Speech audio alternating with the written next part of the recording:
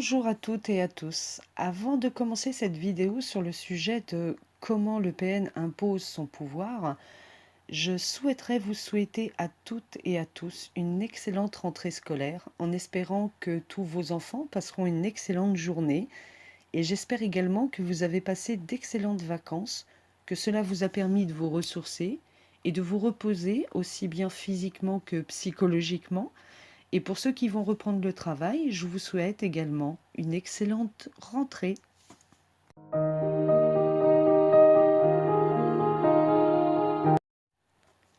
Nous sommes dans un schéma de la loi du plus fort, celui qui soumet l'autre. Dès le début, il impose les choses seulement en parlant. Comme déjà dit dans une autre vidéo, Le Pen imagine qu'il sait mieux que quiconque ce qui est bon ou ce qui ne l'est pas, pour vous comme pour les autres. Le pervers estime avoir raison, estime avoir toutes les vérités et donc essayera de persuader afin qu'on le suive dans sa manière de voir les choses ou de les dire. S'il dénigre des personnes de l'entourage ou d'autres personnes, il attendra que l'on fasse de même. Au début, des doutes s'installeront et l'on pourra penser ainsi que le PN a certainement raison vu la conviction de ses propos et l'assurance à parler de certaines personnes de l'entourage. Dans la plupart des cas, et comme déjà vu, le pervers a tendance à se rapprocher des personnes facilement manipulables, c'est-à-dire des personnes qui manquent de confiance en soi, de confiance sur leur propre jugement, leurs propres analyses, ou qui sont dans une situation de faiblesse due à des problèmes de la vie courante. Car à ce moment-là, il lui est plus facile de vous amener sur son propre terrain et ainsi de continuer à vous faire croire qu'il est quelqu'un de sensé et qui est rassurant à vos côtés. Dans de telles conditions, nous sommes à même de nous laisser conduire par l'autre et de lui accorder toute confiance, tout crédit. Tout cela est simplement un processus de domination qui s'installe progressivement. Le PN cherche à soumettre sa proie, cherche à la contrôler, cherche à faire en sorte qu'elle soit un allié pour lui contre quiconque se mettra sur son chemin. Un allié qui n'osera s'opposer à lui, et un allié qui se laissera vampiriser sans s'en rendre compte avant longtemps. Pour certains en couple, il s'installera une certaine dictature. Le PN attend que sa victime réagisse comme il l'entend. Il cherche à faire en sorte d'avoir de sa part une totale obéissance, une totale soumission, et estime qu'elle doit penser dans son sens sans rétorquer, sans se plaindre et sans s'en défendre, et dans le cas contraire, si la victime n'adhère pas dans les agissements du PN, alors celle-ci pourra juger de la violence des actes de ce dernier ou des propos qu'il tiendra à son égard par la suite. Pour le PN, votre vie n'a que peu d'intérêt. Il estime que votre vie est entre ses mains et qu'il en fait ce qu'il veut, tel un pantin.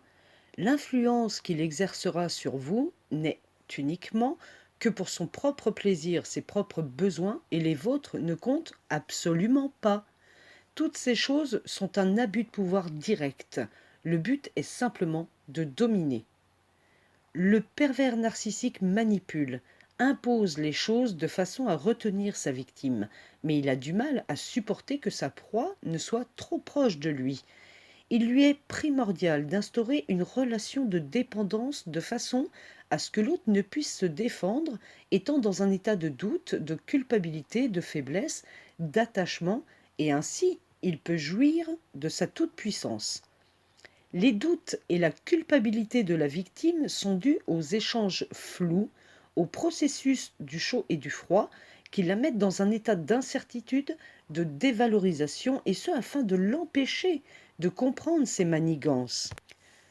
Lorsque la victime a conscience de cela, il est déjà trop tard pour se sortir de cette emprise sans encombre. Et de cet abus de pouvoir s'ensuivra une violence perverse qui accompagnera toute la relation durant. Malheureusement, les cas de violence perverse recensés ne sont réduits qu'à une simple relation de domination dans le couple. Et pour l'entourage de la victime, il est difficile de se positionner dans la mesure où le PN manipule tellement bien, et où alors l'entourage nie les faits, nie cette violence qui est subie, refuse d'aider pour éviter que cela ne l'affecte. Pour finir, je vous dirais que vous êtes seul maître de votre vie, de votre destin. Vous seul décidez de ce qui est bon pour vous, de ce que vous voulez faire de votre vie. Vous et vous seul savez le mieux ce qui vous convient.